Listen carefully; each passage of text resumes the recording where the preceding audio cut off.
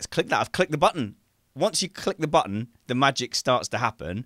And just to think, in about 5 weeks, I will be doing this on the airwaves, in the live to tens of thousands of people with no edit to save me. Ooh, that's the fun bit. Or PR person to stop you. Well, there is a producer, but apparently for some reason, my slot is not much fancied. It's it's the noob slot, it's the beginner slot. So they give you full editorial responsibility and just an assistant broadcaster as a producer. Whereas when you get one of the good slots, they actually give you a producer who has editorial responsibility. So the newer you are, the more responsibility you have. That doesn't make any sense. What could possibly go wrong? That's because they chuck you into, but it's because nobody's paying attention. That's exactly what it is. It's less important if something bad happens. But there we go. That's what it boils down to. Do you reckon, have we got a chat room, have we? I'm just trying to dial up my chat room now as I was finishing up the race. Am I in charge? Am I in charge of the chat room today? No. We will all be in charge of the chat room if you like. But if you lot are all on it, what I will do is I'll sort of leave it alone a little bit. But if you want to involve them, I'm all over it. I'm all over it. I'm all over it. Are we broadcasting video yet? Because no, not yet. Coming through. No, not yet. Relax, guy. What I've got is I've got a little splash screen that looks dead pro. That is just a picture of the Hungarian GP. Who's banging? Is Jeansy there? Oh, no, that was me. Has Jeansy gone to America? Hang on. Here's the video, guys. Hello, everyone. There we go. Now we've got video. Now everyone can see you. And now we can start talking about Formula One. Oh. And do you know what's sad? Do you know what's really sad? Is I've got about another 3 hours work to do after this. After I put the show up, which means I can't drink. Which is really annoying. Why am I not finding the live stream when I refresh on the channel? I don't know. Do you want to just go to YouTube directly? I am on YouTube directly. This is the thing that's confusing me.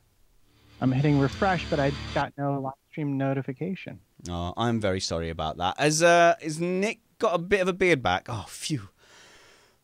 Thank goodness. It's like when it wasn't. I got it wrong. It wasn't Sesame Street. It was the Muppets. That's got Beaker on it. And when he takes his glasses off, his eyes come with it. That's the freaky one that I was. Yeah, the feedback for the beard could not be any more mixed. I've been told it's best clean shaven, long, and also stubble. So I don't even. No matter what I do, there's going to be 2/3 of the population that thinks I've messed it up. There is a shame. Like, you are spending undoubtedly the handsomest period of your life under a beard. Like, it's not going to get any better looking from here, is it? You're only going to get increasingly uglier as you get older. So, no. Yeah, this line's just going to keep moving. Every haircut, I'm like, oh, I don't know. Just get that bit going a bit forward, like Tony Blair used to do. Go on, we'll do that. Oh, bit of a callback. Do you remember Tony Blair? Oh yeah. Oh, that takes us back. Do you remember how happy we all were when he was voted in? I was too young for that. The world was a different place. And he came in. The theme song was D Ream's "Things Can Only Get Better." That was his campaign song. Things can only get better unless you are. No, I'm not going to go there. Right, okay. Good, guys. Stop banging around, and we can probably talk a bit of F1. How's the chat room being populated? Oh, by the way, guys, if you are coming to the karting podcast, the live podcast, which is next week, if you're coming, can you just let me know? Where's the sound gone? You don't have to, like, officially book a ticket or anything like that. But if you were to tell me, like, for example, I thought it might be a handful of people, but there's going to be about 20 sat in the audience at the moment. So I'd like, it's just nice to have an idea. So if you just want to drop me a line on spannersready@gmail.com or just Twitter or something like that, and just say, yep, I'm coming along to the live recording. Starts at 11 a.m. at Buckmore I'm coming. Park. You're in. You're on the list. What do you reckon? As soon as you're ready. I'm ready. Do you think you're going to win then, Brad? I've got the trophies today. Do you think you're going to win? I can't. Do you know? Wait. Stop. I'll ask you in the show because there's a segment on it in the show. Okay. Trumpets. Well, I can't say anything to you pre-show. There's so much stuff I want to say, and everything I want to say, you're like, no, wait for the show. Save There won't be enough time. Yeah, there might not be enough time, but there's always post-show as well. All right, everyone else mute except Trumpets. Is that Steve Amy in the panel chat? Yeah, now Steve Amy's request, because he hasn't seen the races, could we do a race review without mentioning the result? That was his request. Can we all mute apart from Matt, please? Look, I've got a sticker for that. Look. I hope they're gorilla trophies. All right. Kicking off today. They're the best trophies. Mute! Damn it! I'm trying to get Matt as the big screen, Brad. Sorry. There's a technical reason for it. I'm not just fed up of you. Yeah, so the trophies are the best that Timpson's can provide. Spared, lots of expense spared, but engraved and everything. So anyway, I think we can get on with this. Right, 71 people in the live stream. That's pretty good. Let's hit record there. The video's rolling. All I need to do is press this bumper button.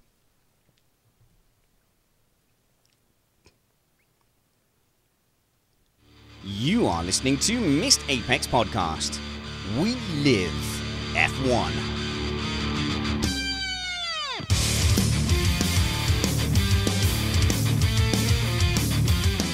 Welcome to Missed Apex Podcast. This episode is called You Can Be My Wingman Anytime. I'm your host, Richard Spanners Ready, and I'm joined by my wingman, Matt Trumpets. How's it going, Matt? All right, how you doing there, buddy? Yeah, good, because today is the last time we're going to talk over Skype before we meet live in person, finally, after 4 years and about 300 podcasts together. Yeah, I know. I'm oddly ambivalent about it, because, of course, I don't want to mess up what we already have by actually meeting you in real life and having us not get on at all. I suggest we add whiskey and see if that makes things tick along smoother. I think whiskey makes anything tick along smoother. I'll tell you what made this race tick along then, Matt. Can we start by saying that today the Pirelli tyres and the philosophy of the Pirelli tyres did their job? This is exactly what it's meant to do. The two title contenders up front on different tyre strategies. I mean, this is the whole point, isn't it? Yeah, it did it-ish. It was pretty close. It kind of, in the end, worked out sort of like they hoped, maybe, except for the actual race got in the way. But really what they want is more than one pit stop, and that's the place where they haven't quite got it all figured out yet. I mean, it doesn't help at a track like this, which is often described as Monaco without the barriers, because you can do something like Bottas did today, which is make tyres that really you should have got off of last and just sit and park the bus. Because that's all Bottas was doing towards the end, wasn't it? Parking the bus. Yeah, actually, it was very funny. They mentioned that at the beginning, I believe that the... wow, I'm getting the actual race stuff here. But I think the longest stint they wanted you to run on the sauce was somewhere around 43 laps. And right about lap 60, where it all started to get very interesting, is right when he hit that mark. So, yeah, it was definitely in that sense, Pirelli was on it in terms of the window. So there you go. It nearly worked. We are an independent podcast produced in the podcasting shed with the kind permission of our better halves. We aim to bring you a race review before your Monday morning commute. We might be wrong, but we're first. I'm also joined by Nick Numbers Alexander making another debut. Could have sworn I've been on before. You know, you keep using that word, debut. I do not think it means what you think it means. But... Excellent. Also, we're joined by our very own racing driver, Bradley Philpott. How's it going, Bradley? It's going really well. Good evening, everyone. Happy to be back on. And hi to the live stream. This is how to find us. Go to YouTube, search Missed Apex Podcast, click subscribe and the little bell. You'll get a notification every time we go live, and you can join the live chat room. Let's talk about this track.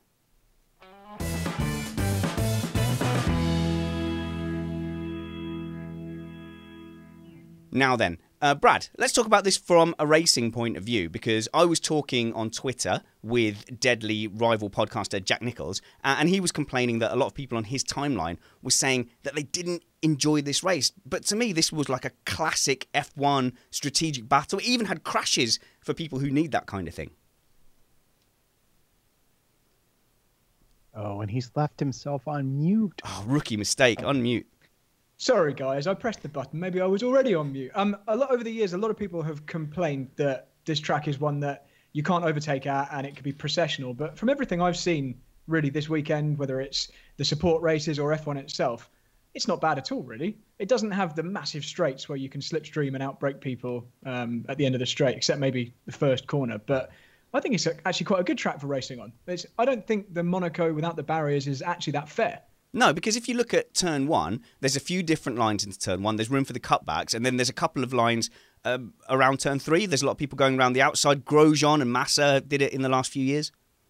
Yeah, there's plenty of alternate lines you can take in a few of the different parts of the track. And then if you have some inclement weather, which some of the support races had, it throws even more variables in there. Yeah, in particular, I found it a bit reminiscent of Abu Dhabi. Of course, it would be the other way around because I believe the Hungaroring predates Abu Dhabi. But in that, we had switchbacks and extensions of battles into turn 3 where you could cut back and go inside, outside, inside and get round of people. And that's always a nice thing to have. But Nick, as an actual spectacle, I mean, it was the top 4 drivers, supposedly in the world, but certainly the top 4 fighting in the championship in the top 2 teams, all duking it out over the course of that race. I mean, what more could people ask for? You're a token Vettel fan, so obviously you could ask for a little more. Yeah, sometimes I think that's the only reason you have me on here. I thought it was interesting that you chose to use the word classic because I actually used that word to describe it to a friend who wasn't able to watch, and that it wasn't the classic F1 race that is for the history books and that we're always going to watch the replays 10 years from now, but it was like a very typical F1 race and that you had different strategies. You were kind of waiting for it to play out. You pressed pause, you went and made breakfast, you came back to it, that sort of thing. Actually, yeah, I'm glad you corrected me there. Classic is the wrong word. Classic kind of means, yeah, one that we will play back throughout history.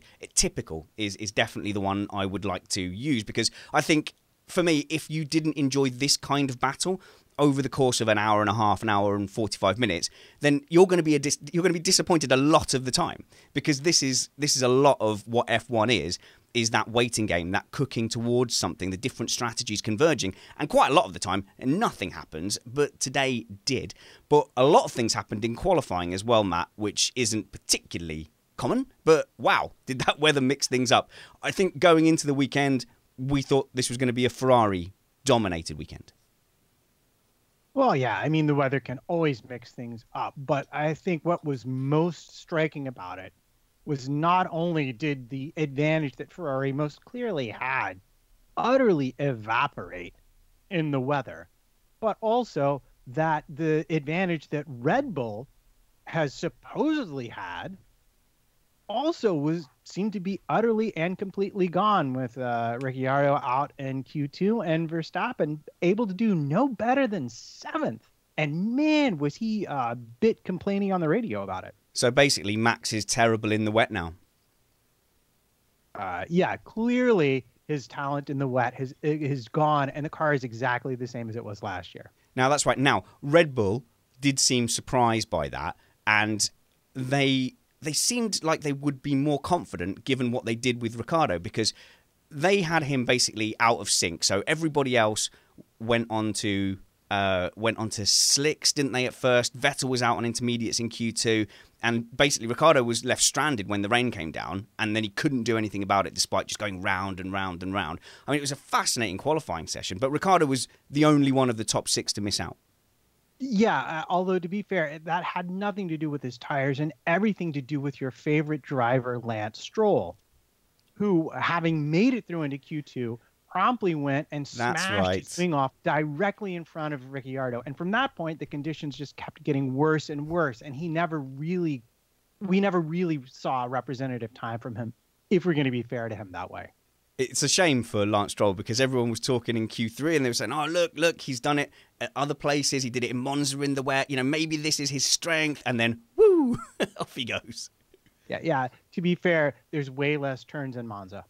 Yeah, it is very much mostly straights. But yeah, I mean, even in Q3, Daniel Ricciardo was struggling. And he only just about got that time, didn't he? And when everyone was changing on to slicks, they were basically fueled up for the whole of Q3. He was on softs, which is, you know, the middle of the 3 compounds. So Red Bull must have been quite confident, but he only just scraped out of Q3. Yeah, I think I remember them saying that he was down a set of ultra softs, and that's why they had put him on softs for that stint. And they were hoping to get a time in before the rain, and it just didn't quite work out the way they wanted. Just to clarify, I don't actually think Ricciardo made it into Q3. I think it was just Verstappen. I think Sorry, Ricciardo... Q2. So I got confused between Q1 and Q3. So yeah, he was struggling to get out of Q1 and didn't make it into Q3. He got knocked out in Q2. But Brad, I do want to talk to you next because Hamilton pulled off that great pole lap. I don't know if you caught him talking to Anthony Davidson about the different racing lines he took, because it was very similar to what we did at Daytona, where you were advising me all the time, keep going around the outside, go around the outside. Then at the end of the race, you're like, oh no, it just happened to not be the case here. Yeah, I actually didn't catch that entire interview with Anthony Davidson because, and I'll go into this later, I was at Jeansy Van Jean's house today, and I was helping him with something in the kitchen whilst that was on. But I saw that he was describing in detail, and I saw it for myself in qualifying. When we rode on board with Hamilton, he was taking drastically different lines to a lot of drivers. Very, very early turn-ins, and they were working. And I saw also Lando Norris doing a similar thing in the feature race of the Formula 2 this weekend as well. Really similar early lines. And in a similar way to going around the outside is a part of the track that's not used very often. So it just seems to offer that bit more grip in the wet. Very early turn-in seems to do a similar thing. And the shorter lines just seem to work very well here.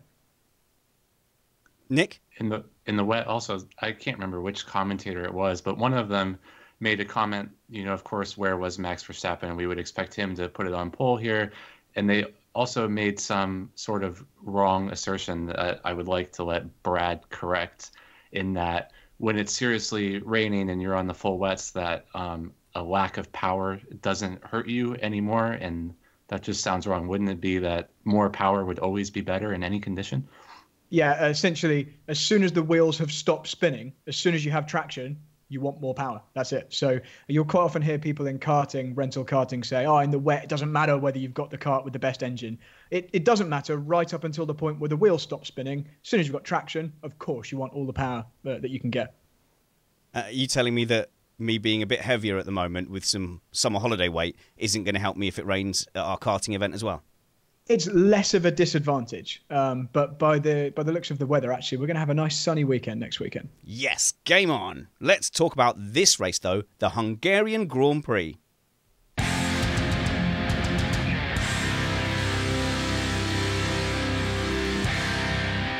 Why don't we just hand it over to Matt to summarise quickly how the race was won and lost?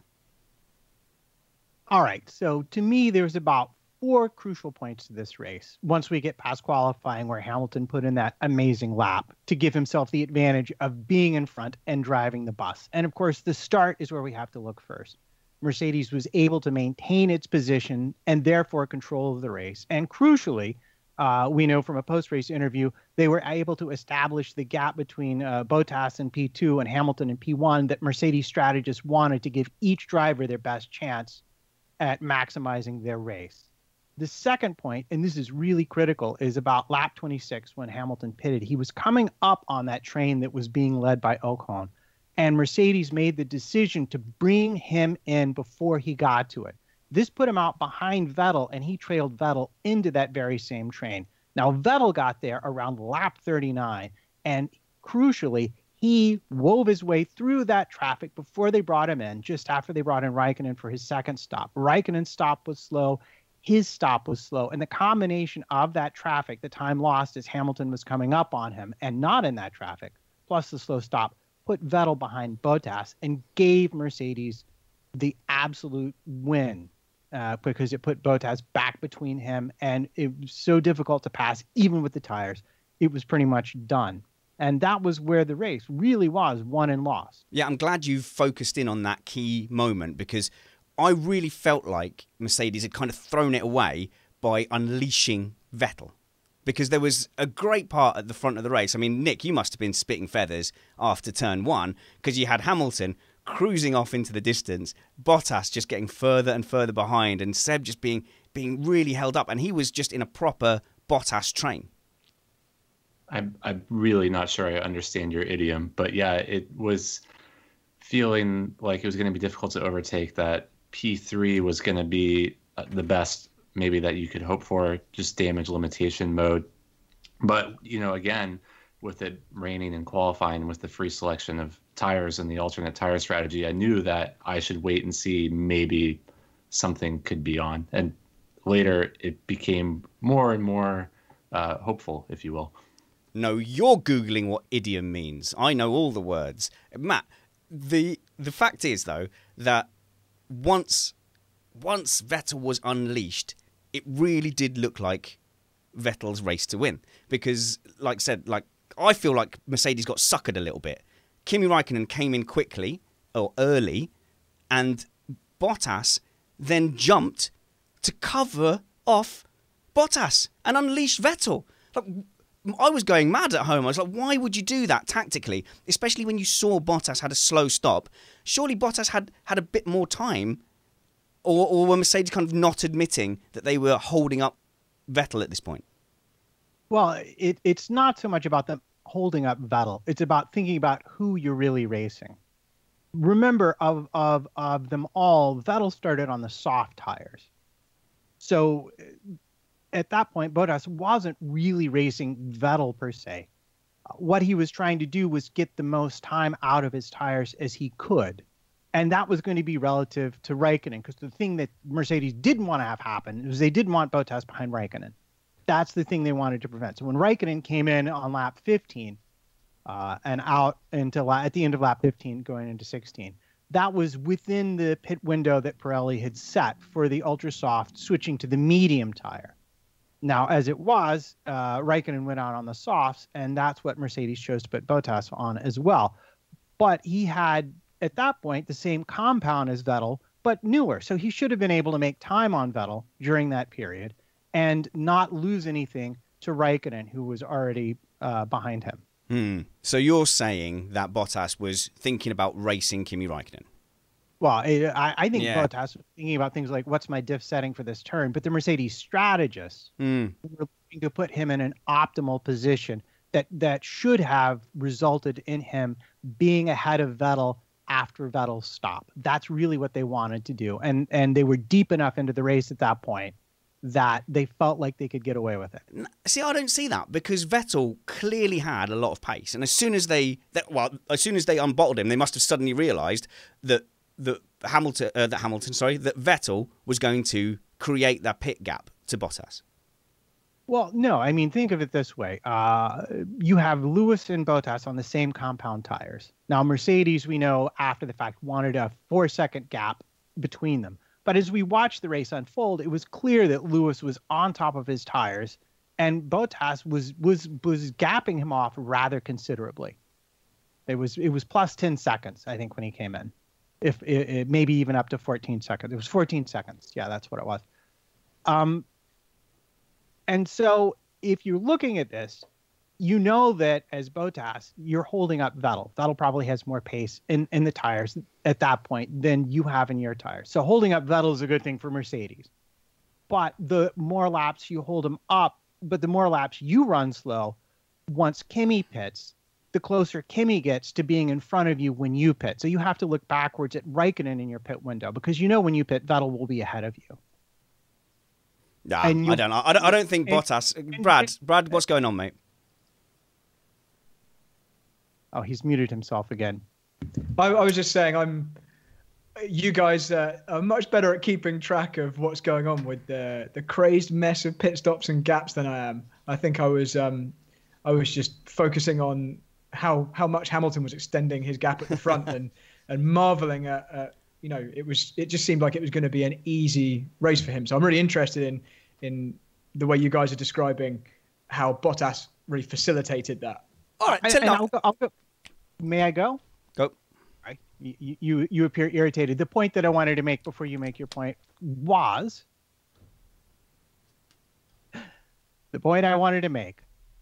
that on lap 20, Hamilton and Vettel were on equal times. And as that continued, Hamilton started to lose time to Vettel. Vettel's tires were now becoming faster than Hamilton's ultra soft tires. And that was the other reason it made sense to go ahead and get Bottas off of him, because Raikkonen was on new tires and he would have been taking similar amounts of time out of Bottas and coming into his pit window. And they just wanted that to not be a possibility. They didn't want Raikkonen ahead of Bottas. Okay, so probably the key point then, the one you covered in the summary, is when we get to this phase of about lap 35 to 37, we're getting to the crossover where Sebastian Vettel is starting to lose ground. Not only are his tyres starting to wear towards the end of that soft stint, Lewis Hamilton's starting to heat his up and he's starting to pick up. And like you said, he hit the traffic. So then we came to this kind of crunch point because Sebastian Vettel didn't want to come in too early to go on to ultras. But we saw the gap. It wasn't the gap to Hamilton so much. It was the gap to Bottas. Would he come out behind Bottas? And I was calling to you guys. I was saying, look, if that gap gets down below 20 seconds, I guarantee they're going to pick Kimi Räikkönen because they saw Mercedes flinch and cover him off with Bottas before, and they might hope that they would do that again. And this is where it's fascinating, Nick, because your team, Ferrari, absolutely sacrificed Kimi Räikkönen straight away. As soon as that pit window came down, Kimi Räikkönen came into the pits, but Bottas didn't follow. It's a real difference between those two teams. Yeah, but is it? I don't know. I mean, I don't know if you want to get into this now or later, but Bottas was definitely playing the number 2 driver role today and was actually seemingly not very happy about it for once, whereas in the past he's just kind of, I think, maybe been happy to be part of the team and happy to have a contract extension. But now that that's all sorted, it seems like he's ready to race, especially after the restart at the last weekend.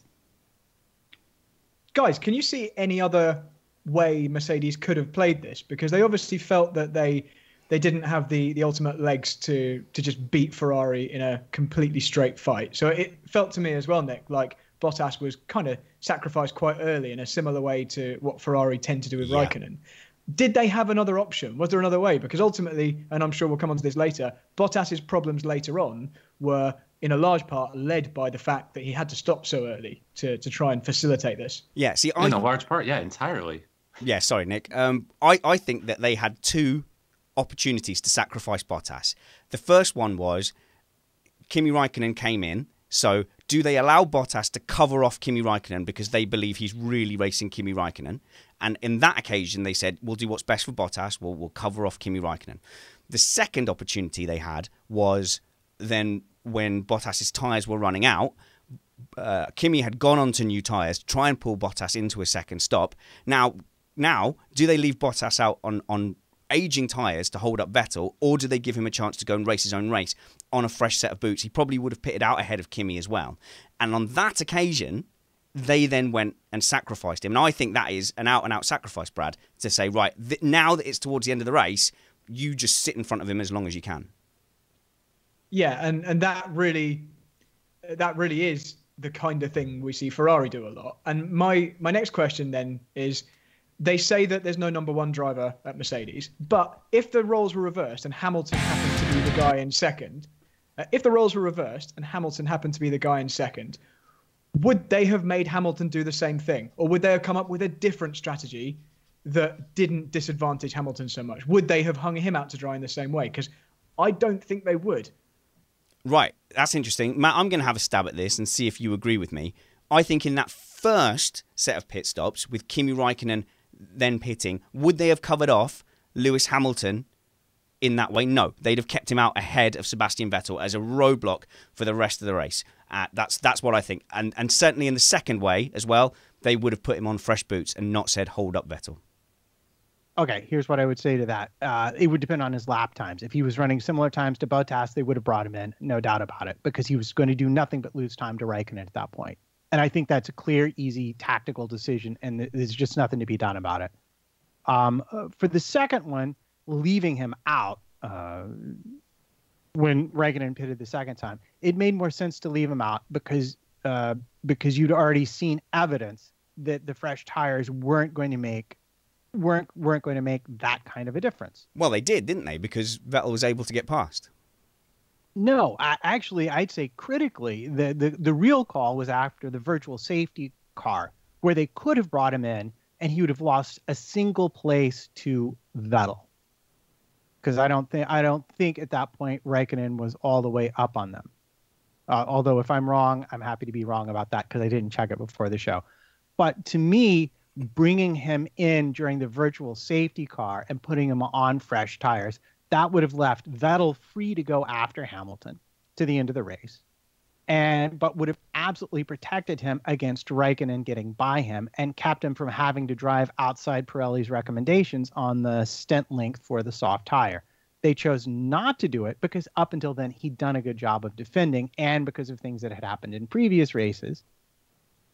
Brad, oh right, okay, I thought you'd paused there. Go on, continue. No, I was going to say, but then we saw how it actually played out in the race. So hindsight is always 20/20. Brad, you're arguing with people in the chat room. What are they saying about this? Do they think Bottas was hung out to dry? Well, kind of yes and no. Some people had mentioned that telling Bottas to hold station in Germany was a clear indication that he was a number 2. But I was just saying that I don't think that really is the same. I think that was an end of race, low risk decision. I think this was a very early decision in the race, but it really does boil down to, and I agree with what the guys in the chat room are saying, it boils down to who was faster. If Bottas was as quick as Hamilton, if he was able to maintain that same pace, things would have been different. It's not that Mercedes are favouring Hamilton. It's that they're favouring the driver who is able to do the job at the time. And it was Hamilton this time, and it does tend to be Hamilton. Yeah, which makes Mercedes' job a little bit easier. But Matt, I think that as the season goes on, they go, oh yeah, we did favour the faster driver, but now we're just favouring Hamilton. All right, counterpoint. Bottas, we know he likes to go slow at the beginning and speed up at the end. So it was very interesting to me to see him turning suddenly, almost 3/4 of a second faster as Vettel came into the pits. He turned 2 fast laps in a row.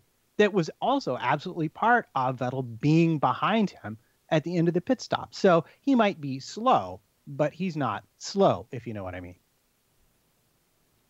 And then they had a little bit of luck with the pit stop, which, Nick, disastrously, that was 2 bad pit stops for both the drivers. They had 1 each. And the question I want to ask you is, do you think, had they not had that pit stop, how would Vettel have gone, assuming he got out ahead of Bottas? If Vettel's stop was not slow, if it was a normal time, he still would have finished P2, I think, but he wouldn't have ruined Bottas's race in so doing. Oh, that's interesting. Whose fault is it later? I might have an ally in whose fault is this? Oh, this is going to be fun. All right, then. Let's just clear up, then, the team orders debate. Because I'm quite excited to see clear number 2s in a 2-way title fight, if that makes sense. Brad, do you remember me giving you that suggestion that we would have a karting race, but it wouldn't be who won? We'd all bring our other halves who are not into karting, and it would be all about who could get their partner up front. Yeah, I do. I actually really like that idea. We need to do that. But it's the team element, Brad. It's such an individual sport, but we've got a real possibility this season that the number 2s are going to decide the driver's title. And I'm quite excited to see how that plays out. I'd like to see both teams go, do you know what? Yeah, this is what we're doing. This is the way of F1 this season. Yeah, I really don't like speaking about these guys as number 2s, but it comes to a point in the season where, you kind of understand what the average performance is. I think you refer to it like this. This is the mean. You tend to see these guys are behind the kind of the number 1s, even if they're not officially called number 1s.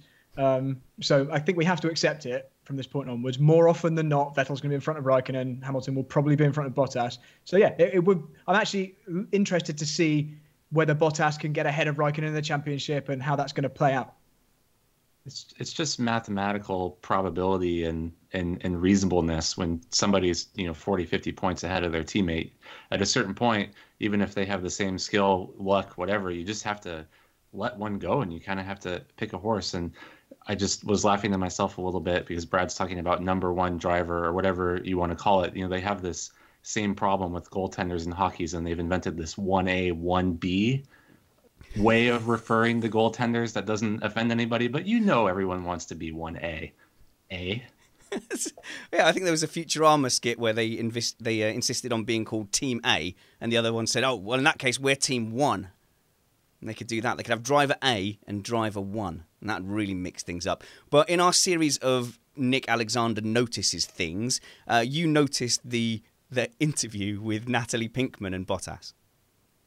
Yeah, I think a lot of people noticed that one. It was Toto was being interviewed right after the race, and he was very happy, obviously, because it seemed like Ferrari's, weekend going in, and he was just so happy that Bottas had been such a good wingman. And then Natalie Pinkman is interviewing Bottas and saying, your boss is so happy with you. He said you were such a great wingman, and he was like, wingman is not a good term, and he was very unhappy about it. And special thanks to Rory Mackay, who's in the chat room.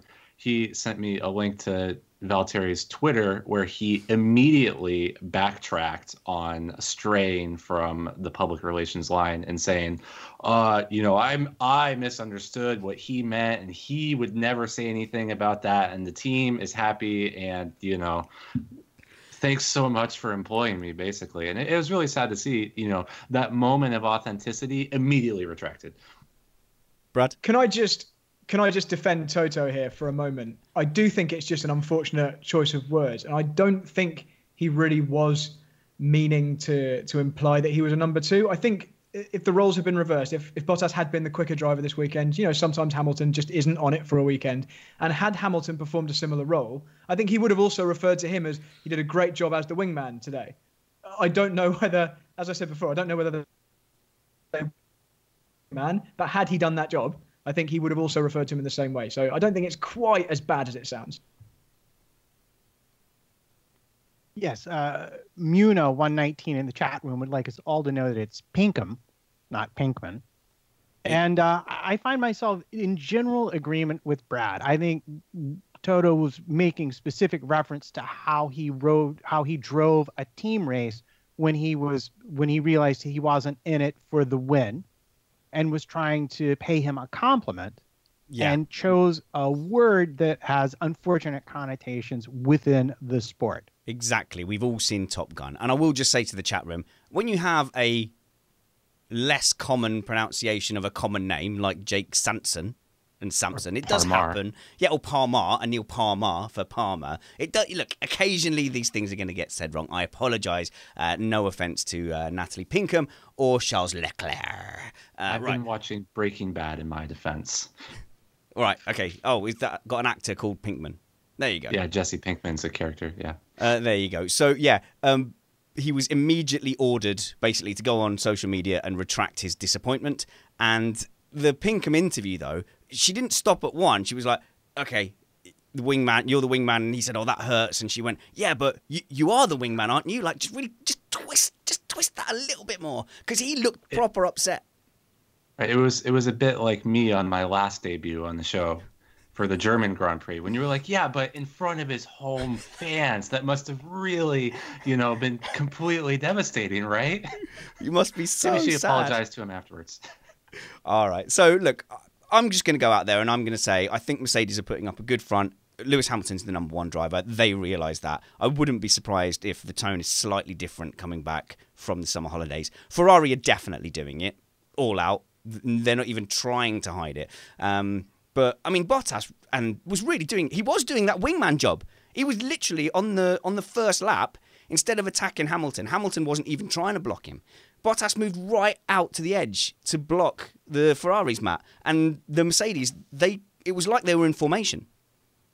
Yeah, and Hamilton actually had an interesting interview post race where he said that this was something that they talked about, and that he himself was being very mindful in his start to try and not block Valtteri off, so that the Ferraris would wind up getting past him, because he said whoever wound up in the first position out of turn one, it was to no one's advantage for Ferrari to be by either of them. So I think they have a thing going where they watch out for each other, and perhaps at a certain point, unlike the Rosberg relationship, it's not yet degraded to the point where they will say one thing and do another. Shall we go with that, perhaps?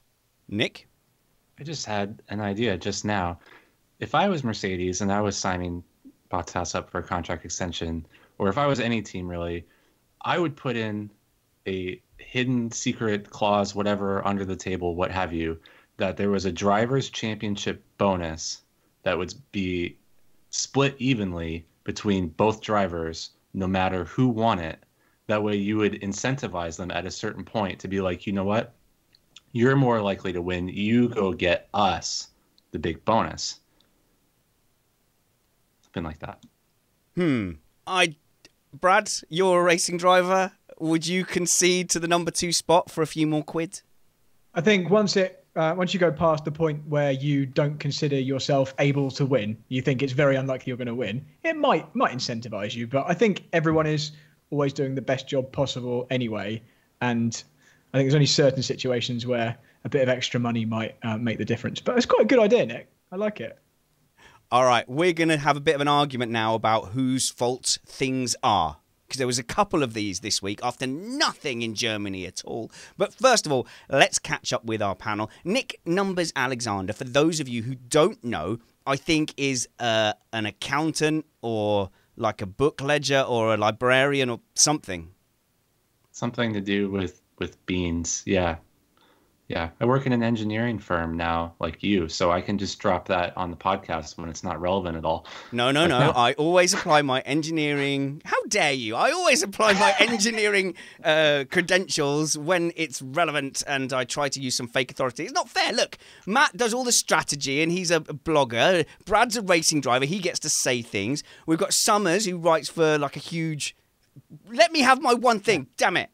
Right, and I'm just the token Ferrari fan. Exactly. Nick, where can people find you online? Because you've got like 3 followers now. You need more.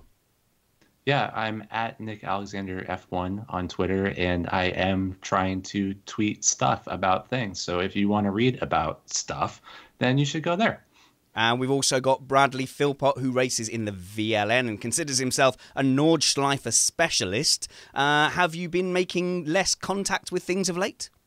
Oh, come on, Spanish. I have like one piece of contact in my entire driving career, and you don't ever let me hear the end of it. Matt did it last time. It wasn't even my time. fault. So I have heard that about you, that you very rarely have those kind of incidents, crashes or contact. I very rarely had enough money to pay for the consequences. So no, I absolutely don't. I'm very safe. No, I've not been really doing any racing since we last spoke because we've had car issues, but we're back out in 3 weeks. So fingers crossed we'll take the win then. But there's a bit more racing coming up next weekend. You're going to be joining me and Matt at Buckmore Park for the 3rd Missed Apex karting event. Oh, I'm so pumped. Yeah, me too. I'm really, really looking forward to it. It's looming large in my calendar, and I've been mentally rehearsing Buckmore Park and where I'm going to pass everyone from my second heat where I start at the back of the grid. Yeah, so just to explain to people what we're doing, and you'd be more than welcome to pop along if you're in the Kent area, we're actually doing a live podcast recording, which I'm really looking forward to. We've got about 20 or so people coming at the moment. If you want to come along, you can come along. It would help me if you'd email me, spannersready@gmail.com, and just let me know. But we've got an hour and a half slated. We've got some tech segments. We've got some racing segments. You're bringing along a guest as well, Brad? I am, yeah. My friend Alex Brundle, who's done a bit of racing in his time. He's raced everything from karts, T-cars, Formula 2, and done very well at Le Mans as well. So he's currently, I think, racing in some very high-profile endurance championships. So he should be quite handy, shouldn't he? Yeah. And he's really small. But it's going to be quite good because you two are going to do a little 20-minute masterclass as part of the show. Summers is going to come up and do some tech stuff. He'll do a tech Q&A. And, of course, me, Matt, and Rainbow Sparkles will be up there doing a bit of a Q&A and a bit of a mid-season review as well. Now, interestingly, though, we've got the Podcast Wars heat. So we've got Missed Apex Podcast as a team, right? We've got Checkered Flag with Jack Nichols and some ringers, including Alex Brundle, so they're going to be quite handy. We've got For F1's Sake podcast, who, quite frankly, they sounded optimistic at first, but listening to them more and more, I think they're a bunch of chances. I think we're going to swamp them, no problems. Yes, that's right, I'm laying the smack down. And we've got the Norfolk F1 drunks who record from a pub, and they will be drunk. So they're going to be swerving a lot. They're not going to be taking the optimal lines. And also, I've got an extra special advantage in that race because as the team number one, obviously I'm just going to issue out team orders, Matt. And we will certainly listen just as well as we do on the podcast. Nick? Missed Apex Podcast does not sponsor drinking while driving. Please remember to drink responsibly, and when you drink, never drive. Don't get caught, kids. I mean, don't do it, kids. Right, let's talk about whose fault this is. Whose fault is it? Oh, man. Because honestly, I was really disappointed in Germany. There was no whose fault is this is. We didn't get to argue about anything. And isn't it interesting how race fans can just see things so differently? So what we've got is, coming down the home straight, Sebastian Vettel has got the run on Valtteri Bottas. Valtteri Bottas has a bit of an oversteer on the exit of the turn one, and he's got no traction. Seb's got loads of traction. He's going to go seemingly around the outside of turn two, which we see people do all the time. But actually, instead, he just cuts the nose off the corner, smashes into Bottas, and instantly I'm thinking, whoa, hang on a minute. He's turned into Bottas. He's taken his nose off. This is incredible. And then I've got Brad, Anil, Matt, all telling me straight away, no, you're an idiot. You're stupid. So have we got a 2-2 split here? Who thinks that is Vettel's fault? Show of hands, it's just me and Nick, isn't it? So here's my case. I'm going to put this to Brad. I think that Vettel never got clear. So he always had part of his car alongside Bottas, and then Vettel just took the apex. And as Matt said on one of these incidences, I'm there, man. He turned in. Well, he was there. There was a car there. Surely he can't turn in. Right. Before we get into this, I have to lay the ground rules for how you can consistently apply something over any similar incident, so we avoid this potential argument anytime ever again. This can be applied retrospectively to other incidents. You can use my rule here, or anything in the future, or these things today. So I don't know. That doesn't sound like something that we want to do.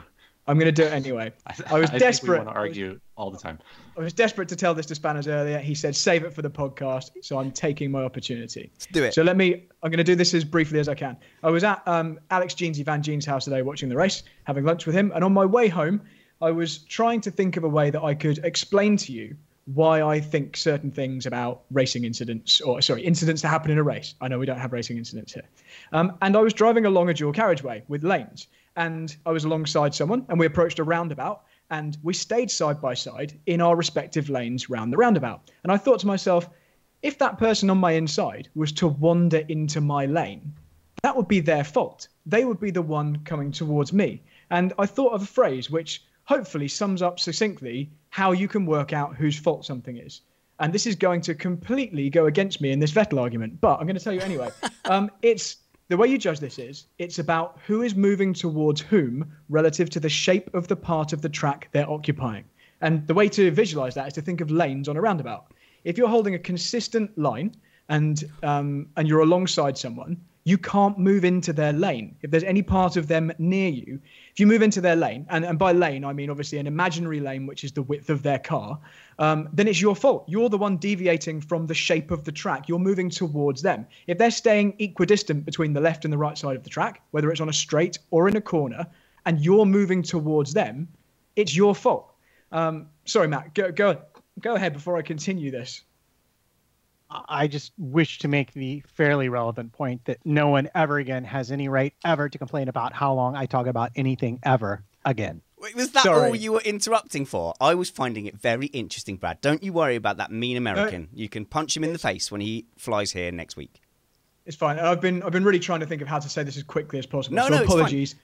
Can I make it easier with pictures? Can I clarify then? Do your lanes only come into effect when they have parts of the car alongside each other? As in, if he's clear, obviously he can just take the apex. And is it any part of the car when your lane system kicks in, or a significant part, or half? So, yeah, really good question. So to answer that, and there are a couple of other caveats, but it kind of holds true for the most part. Think of it as if you're on the road again. If you're the only car there, there's no car around you, use any lane you want. You know, you can take the racing line on a roundabout. You can stay in your lane. You can do whatever you want. But as soon as there's someone next to you, if you move into their lane, if you move into the part of the track that they're occupying, then it's your fault. And to answer the second part of your question there, yes, it's any part of the car. Imagine you're a car on the motorway going in a straight line, and there's a lorry on the left in the left-hand lane next to you, and you're nearly past him, but you decide to move into the slow lane, and you spin yourself off the motorway into the ditch. He had a small part of his lorry front bumper alongside you, but it's still your fault. You drove into his lane. He was just driving in a straight line. And the same applies in a corner, although the lane curves at the same angle as the corner goes.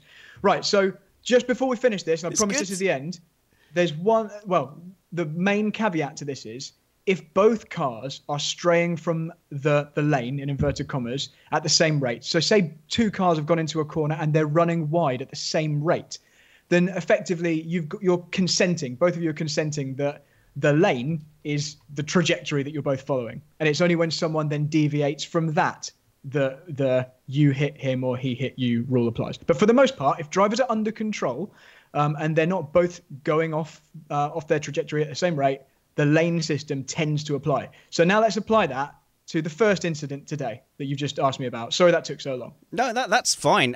Nick, let's get your opinion on this. As a biased and terrible Vettel fan, you must take issue. Break up the rhythm a little bit. So you hear people say a lot of times, and maybe this is a misconception that you can clear up at this time, that they were there first, it was their corner, and since it was their corner, then they're free to take the racing line all the way to the outside. And I'm not, to be very clear, I'm not making the argument that in this particular situation, but when people say things like that, is that just kind of one where you're like, that's not a rule, that's not a thing? See, that one doesn't make sense to me when they say, oh, it's his corner, because say if you're halfway alongside as you go into a corner, that by that rule that you're talking about, Nick, that means they can just turn in whenever they want, and if the guy's half a car behind, he just has to jump out of the way when somebody chooses to take an apex.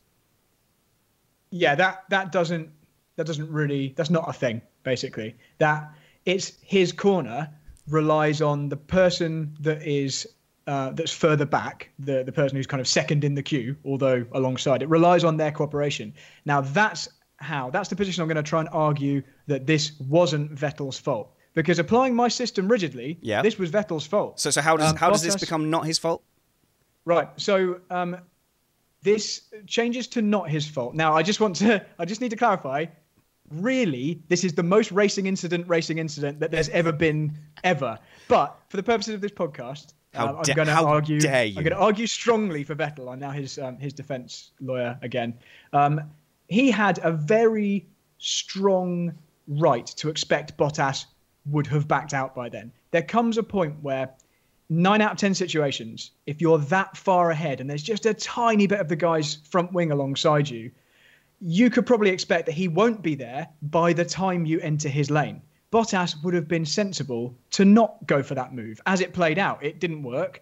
Nobody can pass up the inside there. That corner gives an advantage to the driver who's on the outside anyway. We saw the vast majority of passes on that corner this weekend around the outside. Yeah. Bottas's tyres were knackered.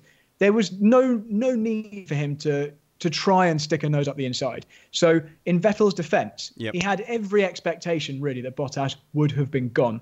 Okay, I'm going to do some host juggling here. Firstly, chat room, tell me, whose fault is this, Vettel or Bottas? Next, Brad, answer quickly. If Sebastian Vettel had got a puncture out of that, would you have said he was the innocent victim, or would we be saying, whoa, come on, he's brought that on himself? Like my real opinion or my defending Vettel opinion? Come on. Whatever. Okay, I think it was a very unnecessary risk he took. Yeah. I think he didn't need to take that apex. He would have still come out in front if he'd just given Bottas his lane. If he'd left him 1 car's width on the inside, he would have come out of that corner in front, just like everyone else does around the outside, and he wouldn't have even risked damage. So I think Vettel is not an innocent party, really. I think he caused a potential problem for himself. So Ray Thompson in the chat room, when Brad got started with all this, says that, wait, I'm confused. I thought logic doesn't apply to Missed Apex podcast. JBJ1138 points out that you don't need to turn your head towards the mirrors to see the mirror. You just need to move your eyes. So in case someone's analyzing that to see if Vettel was looking, that's not really fair. And in fact, that's exactly right. You don't move your head. You always move your eyes. You keep your head in a consistent position most of the time. Someone else, I've lost it now, but someone else says that, basically it was both their faults. They were both clumsy, overly aggressive, and leaving it in too long. And I'd just like to point out that it would seem very sensible for Bottas to back out a little bit, given the strategy, the length of the tires, all that, but also just you have more to lose with the front wing versus a tire, is basically what played out. No. I don't agree with that. I think losing an end plate is not as bad as losing a puncher in turn 2 when you've got to waddle all the way back to the track. But Matt, looking at the chat room there, it's about 70-30 are saying it's Bottas's fault. Now, somebody in there said racing incident. We don't do that here. Someone said it's both their fault, which we can totally get on truck with. Multiple fault is fine. I like that. Okay, I didn't know that was an option. Yeah, no, hang on. Even as I say that now, I don't know. Oh, do you know what? We'll have to put that under arbitration. We'll give it a temporary pass for this week. I think I might have messed up. To administration. So I think it's partially the mirror's fault as well, because he can't see anything in those things. Can I just sum up in my real opinion of this is, okay, I'm going to do it anyway. Bottas had no business trying to repass Vettel down the inside there. He was slower. Even if he managed to get in front there a little bit, wouldn't have come off anyway. So it's a silly place to try and take back a position. He was way too far back, and Vettel took a silly, unnecessary risk in chopping his nose off. So both of them made quite a serious error there. Could have come off worse for both of them. Right. Well, given the lecture we had at the beginning of this, I'll sum up my view fairly succinctly. If I was Maurizio Arrivabene, I'd be yelling at Vettel for being stupid. If I was Toto Wolff, I'd be yelling at Bottas for being stupid and throwing away third place. But if I'm looking at what happened on track, I got to say the fact that Bottas lost his entire rear wing and Vettel didn't get a puncture tells me that he impacted the rear crash structure behind the diffuser, and that's what took his wing off, and therefore his wing was not in any way, shape, or form alongside the rear wheel of Vettel, which would make it pretty much Bottas' fault, although mitigated by the fact that Vettel coming over would take some downforce off of his front wing and possibly change his braking more than he expected. Maybe he brake tested him. Okay, right. Quick feedback from the chat room there. Okay, both being at fault is not allowed. You have to pick one over the other from now on. That was weak of me to temporarily allow that.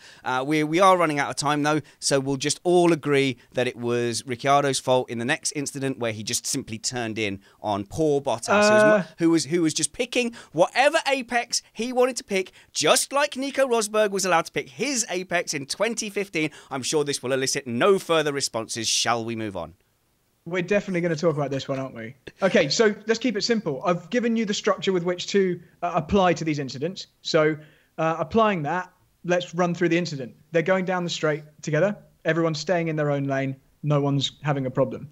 They reach the corner, and this is what's different, very different from the Rosberg-Hamilton-Austria incident. They reach the corner. They're about a third of the way into the corner. So already we're in a different situation. Your lanes at this point are curved in the same shape as the corner. And Ricciardo holds a perfect, geometrically brilliant line, which is giving Bottas ample space up the inside to hold his own line. Just like Hamilton did in Austria. No, they were on the straight at that point, and Rosberg was going straight as his lane was going straight. So that's why it's different. Anyway, and Bottas obviously had no grip at the front. He locked up, he ran wide, he understeered into the side of Ricciardo. Bottas was the one moving towards the other car. And just with my wording originally again, it's about who is moving towards whom relative to the shape of the part of the track they're occupying. Well, clearly Bottas's fault. It made a lot of sense on the inside because there's nowhere to go. But when you're talking about the contact really being towards the outside, surely Bottas can go as wide as he wants. He kind of owns the corner, doesn't he? No, not if there's another car next to him. You have to stay in your lane if there's another car next to you. You're not allowed to move towards them. You're not allowed to occupy the same space as they're Trumpets, tell him. Well, actually, I was going to jump in with some chat room threat. You've been threatened by the chat room. It's not the first time. Daniel Drury is pointing out he only lives 10 minutes away and might very well come crash your podcast. Thank you very much for saying bad things about his Australian friend. You'll never figure out which bright blue shed is mine. Damn it. Anyway. Whose fault is it? Yeah, no, it's definitely Bottas' fault. Ricciardo left him plenty of room. And he underestimated his braking point, because he had not only tires that he shouldn't have been on, but was also missing probably a much larger piece of his front wing than even he realized. I was just going to add a comment that Bottas made in a post-race interview when he was actually blaming Ricciardo for the incident. And Bottas said he should have known I didn't have as much downforce because my front wing was broken. That was one of the weakest excuses for causing an incident I've ever heard. The other person should have known that I was going to be out of control and career into the side of them. See, I was going to say I saw some Mercedes fans who won't be named making that argument. I can't believe that the driver would make that argument himself. And I'm also very sorry, Spanners. My dog is barking in her sleep in the background. So that may require an edit. Hang on a minute. Judge is ruling. We're going to allow it because I think that dog has sort of become part of the show over the last couple of months. So then. There's been some good feedback every debut. I mean, if we've allowed Brad's white duck and brown duck into the sheds, then into his garage, then I don't see why we can't have your dog. And by the way, I got banned. I wanted to call my cats white cat and black cat, and they said no. But Brad did it argument didn't go down very well in my house at all.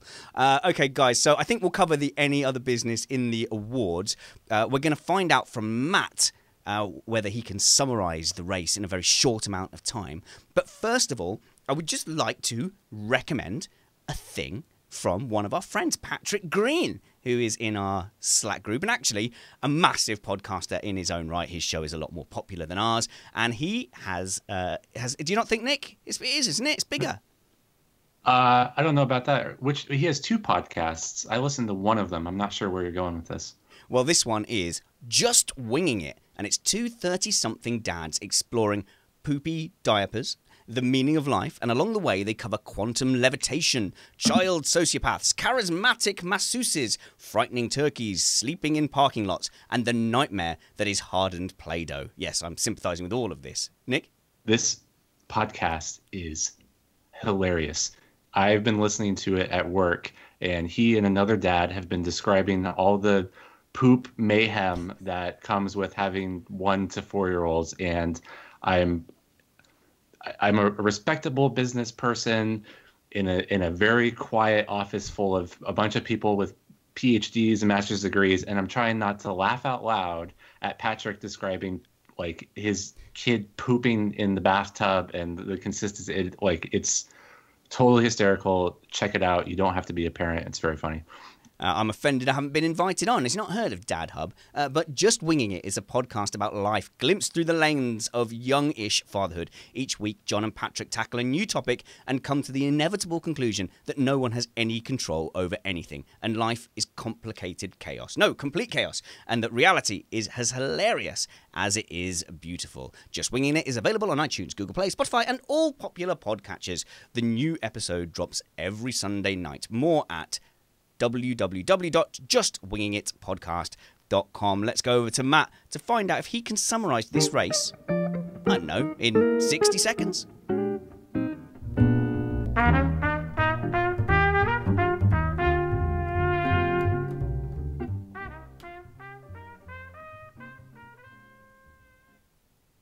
Yes, I can. And here we go.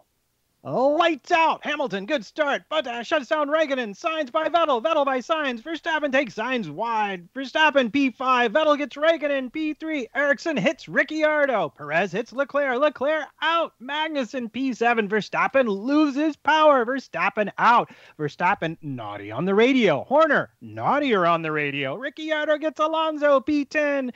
Raikkonen has no drinks. They discussed this for a while. He eventually is told not to use the button.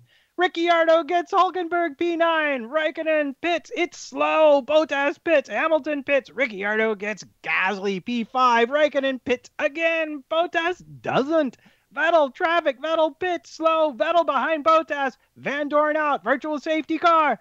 No one pits. Verstappen gets Bottas P2. Bottas hits Vettel. Raikkonen gets Bottas. Ricciardo gets Bottas. Bottas hits Ricciardo. Ricciardo gets Bottas. Checkers. Hamilton wins. Oh, wait. Bottas penalty.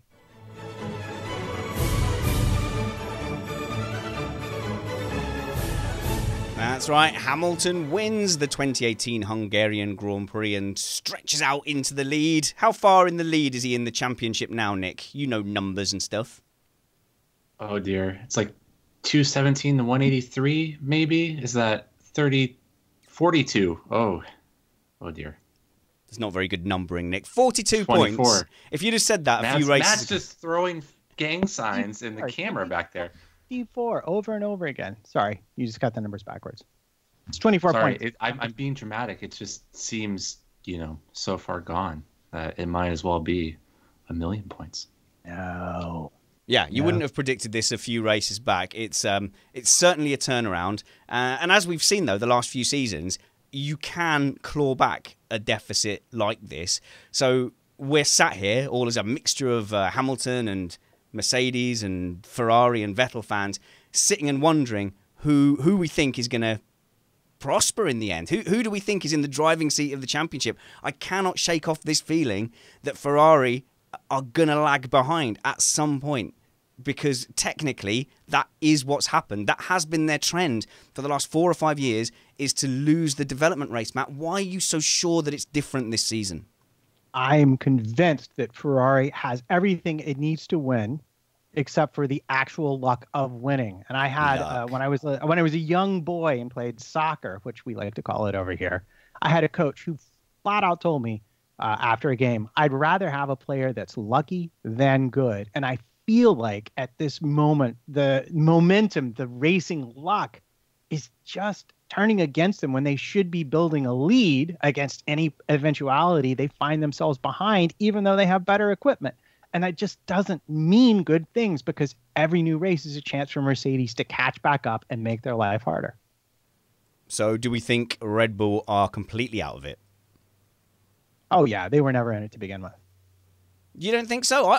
I maybe they weren't in the title hunt, but they were up there really making a mess of themselves, and in a good way. Whereas now you're just thinking, are they going to be sticking their nose in ahead at Abu Dhabi? Are they going to be affecting this title fight? We have seen them win 2 races. They might win another, but it seems like to me, if you look at the deficit between them and Ferrari and Mercedes, that it's gone up to nearly a second, and that's an awful lot, and suggest to me that perhaps they're focusing more on integrating the Honda into next year's package than they are doing a whole heck of a lot with the rest of their season. Yeah, excellent segue. I was just going to say there's one key difference between the last couple of seasons where Red Bull had excellent late development and this one, in that they are switching power unit providers next season. And I find it very hard to believe that Renault is going to be delivering them all sorts of upgrades this year that are going to catch them up to the front, especially after all the kind words that they had to say about them on air today. Bradley Philpott. At the risk of throwing away my pony award later on, can I please read you out a clean version of Max Verstappen's radio rant? Please do. Okay, I'm going to replace the naughty words with clean words that start with the same letter. So Max said, "Can I not just go ahead and fry it? I don't care if this engine blows up. What a frustrating joke all the time with this silliness, honestly." And they're not shy. They're not shy at all. And Christian Horner was not shy when he came to talk to Sky afterwards. Red Bull and Renault are now at war. And we noticed, didn't we, with Ricciardo's upgrade, that he didn't get all the components that were upgraded. And Red Bull are openly hostile about the Renault engine they've got. Now, I'm going to say this. Missed Apex podcast understands that. And we remember the last time I said that, right? Missed Apex podcast understands that Red Bull feel they have tangible evidence that since they made the Red Bull deal, their Renault power units are down on power. So that is not me saying that. This is something I understand. Now, when you look at the relationship between Renault and Toro Rosso at the end of the last season, Matt, Toro Rosso were openly accusing Renault of scuppering them with spare parts and engine and power and settings and all sorts. And now that same kind of tone is creeping in again. Yeah, and I'm not surprised it is, because frankly, if you look at the deficit, it is a bit interesting that they have gotten farther away as Renault has continued to develop the engine. We do know that for reasons that remain unexplained, they are sticking with the not new version of the MG UK. Because they feel like the new one is no more reliable than the old one. At least they understand how to use the old one for maximum advantage and profit. But, you could make the argument that lack of development on Renault's side is responsible for them being further behind. But you could equally make the argument that Renault is not making their life any, well, I don't know, shall we say simpler for legal reasons? Yeah, please. I think that's probably a good way to go. But I do love Horner's comment that he was looking forward to talking to Abitable and getting the excuses this time for the engine failing, given the millions of dollars that they're spending on it. Yeah. So I sense that'll be a fun meeting to be listening to. Well, wasn't it the MG UK that failed on Max's car today? I think that's what it was. I didn't confirm it though. I think so. Yeah, I think. So whose fault is that then? If they chose not to use a newer one, right? Well, it was new in the sense that it was fresh from the factory, but not new in the sense as they didn't go with the upgraded specification. It's still not their fault that Renault haven't built a good enough one for them. Even if it's the older spec, they're still paying for stuff on the basis that it will last as long as it's supposed to last. I think that's right. I would love to know what Red Bull could possibly do with this alleged tangible evidence, like what that would mean from a administrative or legal or whatever. I'd love to hear some legal analysis on that. Well, it is kind of interesting because in the regulations, they are required now to give all the manufacturers required to give teams the same specification and access to the same engine modes that the manufacturers, that the works teams themselves are entitled to. And we've seen that helping some of the midfield teams. But funnily enough, not so much Red Bull. So we've been diverted. We went down a tangent there. So we're a bit split then. So you still think Ferrari are still in with a chance. I think Mercedes are going to stretch their legs in the second half of the season. I know we're already into the second half of the season. I think that Mercedes and Lewis Hamilton are in a better shape to fight in a title scrap that is a two-way title scrap than are Ferrari and Vettel. I think the smart money's on Hamilton and Mercedes at this point. Let's give out some awards for this weekend, though. Thing of the weekend. Who shall we pick on first? Who's looking down saying, don't pick me? It's Bradley Philpott. Who's your thing of the weekend? I wasn't saying don't pick me at all. I was looking for my phone where I've prepared an answer. Thing of the weekend, qualifying being wet. Qualifying was really exciting. I really, really enjoyed that session. It was really good. Like, it was genuinely, like, really good, entertaining TV. It's we talk about the sprinklers and stuff, but when those things come along, they're worth it, aren't they? But it's a novelty as well. Yeah, I was saying to my other half, I don't think I can remember ever seeing a proper qualifying session where the full wets were used for a session. It's like, what are these blue-coloured sidewalls? And did she care? No, she didn't care. No, mine neither. But what was interesting for me is that nobody had practiced in the wet there. So they were all kind of having to feel their way in real time. And I'm going to get accused of being a fanboy, but, Lewis Hamilton, interchangeable conditions, into full wets, completely unknown territory, he rose to the top there. When things are unexpected and changing, Lewis Hamilton has the feel to get it onto pole. And can I just say, actually, just a bit of kudos to Bottas for only being 2/10 behind in those crazy conditions. Because Hamilton is obviously sublime in those terrible conditions. Bottas wasn't that far away. If he didn't have, the class of the field as his teammate, we'd have all been hailing how amazing Bottas's wet lines were in that session. He beat the Ferraris to pole in terrible conditions. And Bottas is one of my things of the weekend, and not just because I wanted to give him a massive hug and push Natalie Pinkham away. You leave him alone, Natalie Pinkham, and just give Bottas a big bear hug and just hold him for just slightly too long. And then he's like, did you take a sniff then? I'm like, yes, your hair, it smells of fine finished fragrance and perfumes. But yeah, he gets my thing of the weekend because you're right. He did do well, and he was given a job to do by Mercedes, whether he knew it or not, but he did do it. He had four-time world champion Sebastian Vettel in a very fast Ferrari in dry conditions behind him. He had aging tyres, and he held on for a long time. So Bottas gets one of my things of the weekend. I've got a few. Brad, is that the chat room speaking up? Yeah, I was just going to mention that Jos Terhorst in the chat room said that, and I'd have to check this, but I'm going to believe him. Out of the last 9 wet races, Hamilton has won all 9.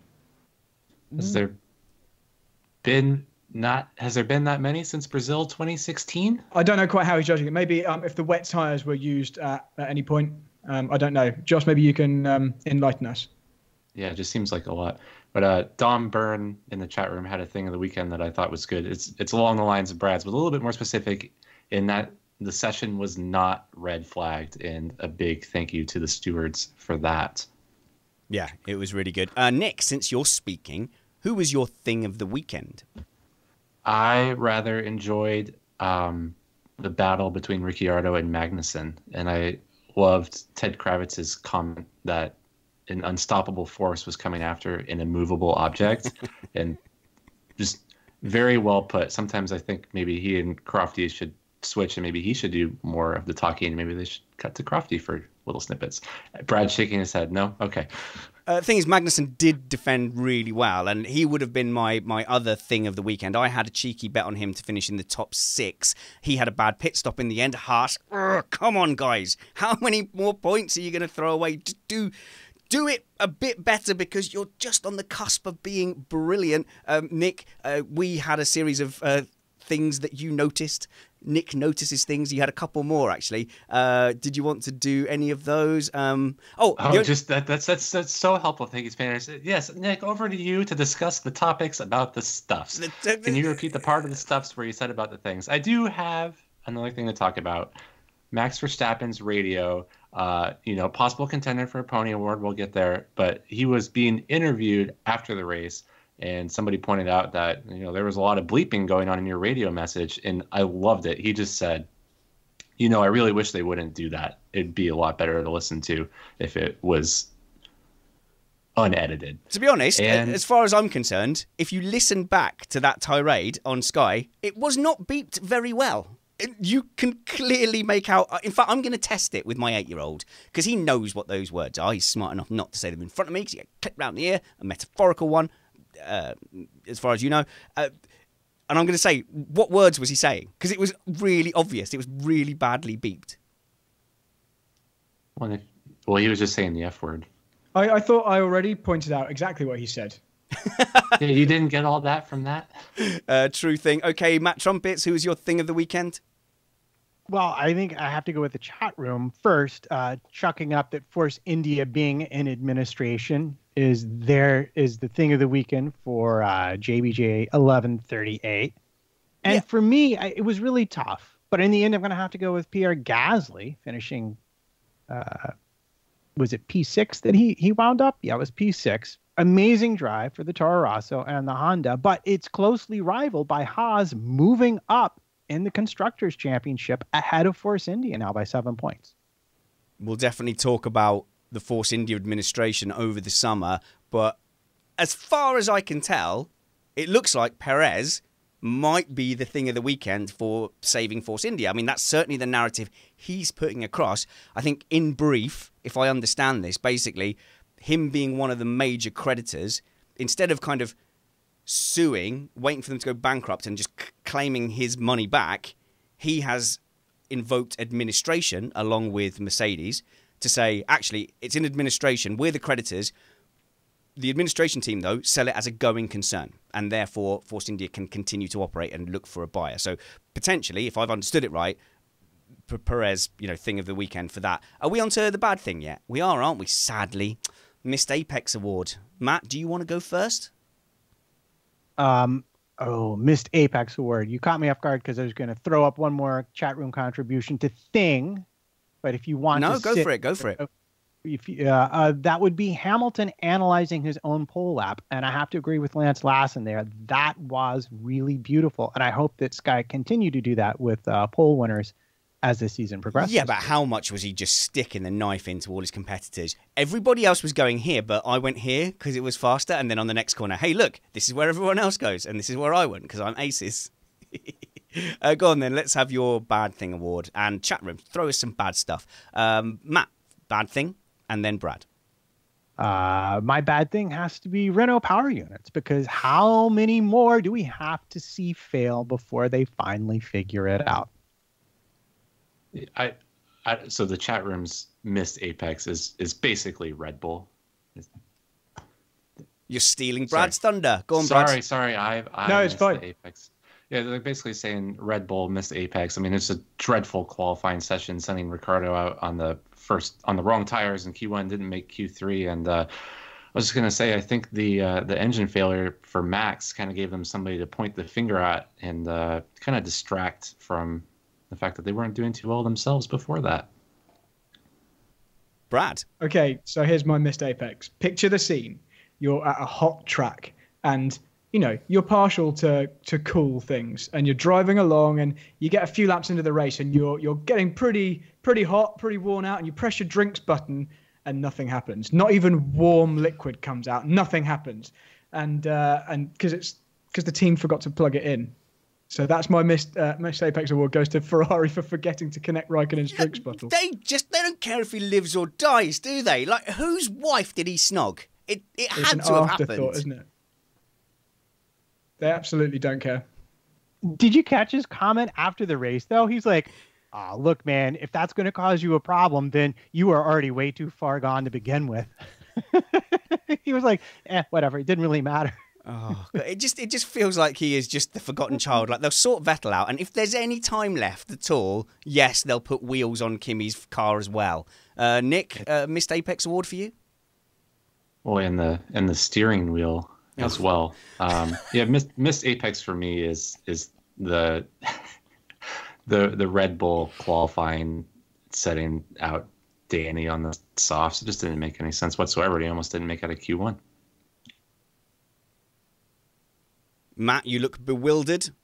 I am, because for some reason I've just been signed out of the chat. I don't understand how that happened. But well, sorry, we'll feature the solution to that on Missed Apex Sorts Out Technical Problems Part 435. But let's go to Pony Awards then. Daddy, I want a pony, and I want it now. I think Max Verstappen's a pretty obvious one. Do we have any others? Brad? Yeah, it's pretty easy one. Alonso in qualifying. A few people in the chat room have called for this as well. I don't have the exact quote, but it ended with something like, I don't care. Put whatever tires you want, mate. Even if we have a rocket ship, we won't go any faster. But is he wrong? No. Trumpets? Right. Well, for me, and this was such a minor thing, and it was probably missed by everybody, but there was a great radio message from Lance Stroll about his rear tires, in which he basically said, they're not working at all. And the team said, well, we're looking at the data and they look okay to us. And he goes, you don't know what you're talking about. Look again.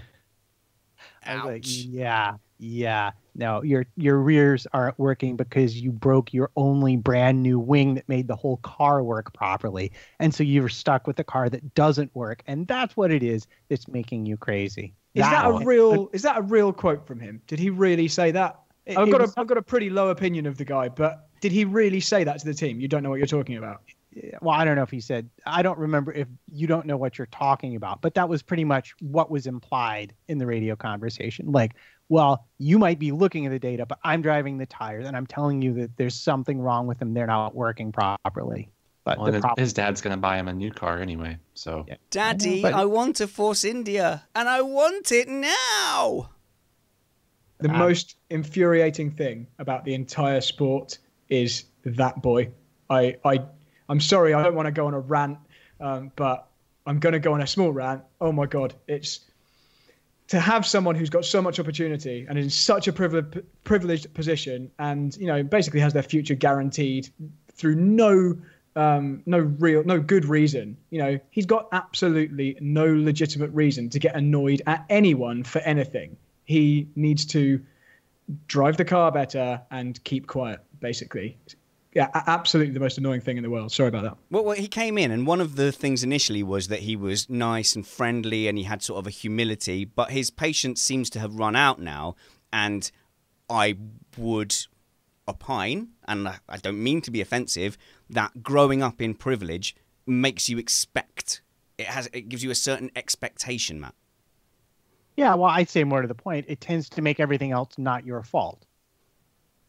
Throughout school, I don't know. Over here, private school is the school you pay for. Public school is the school you go to for free. But in private school, it can never really be your fault because the parents are paying the bill and it's the customer. Now the parents are the customers. It's not the same as it used to be when I was a kid. Get off of my grass. And that's the thing, you know. I think we said similar things about Jolyon Palmer, who really isn't in that same league as Stroll at all. Neither is Ericsson, by the way, who we gave a really hard time last year. I've barely been annoyed by Ericsson at all this year.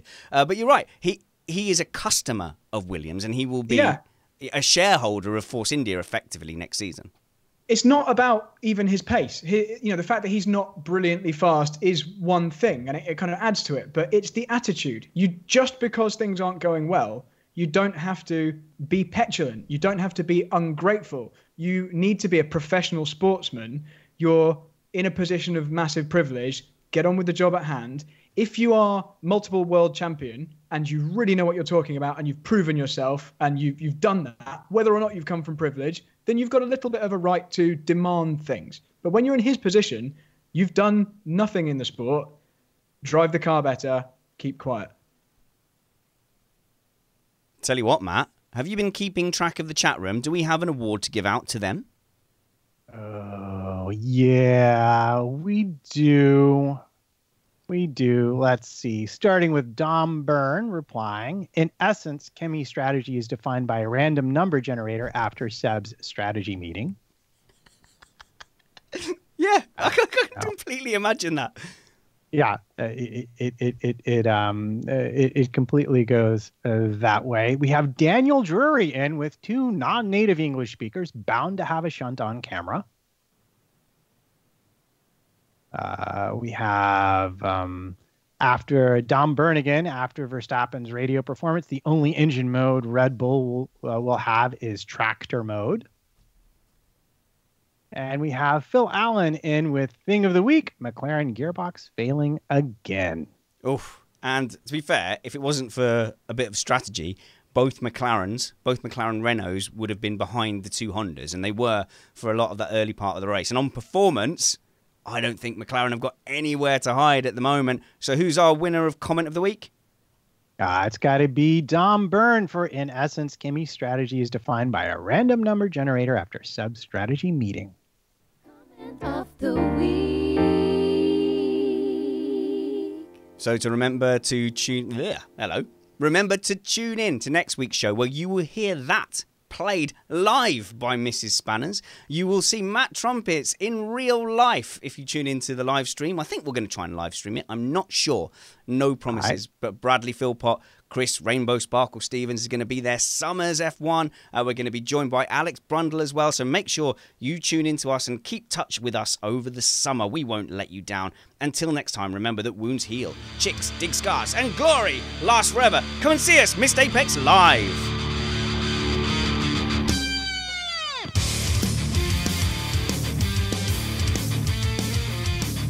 And also, I think the show will be unedited next week, simply because I won't have time to do anything. So not even add bleeps. So everybody be non-Verstappen-y if you can.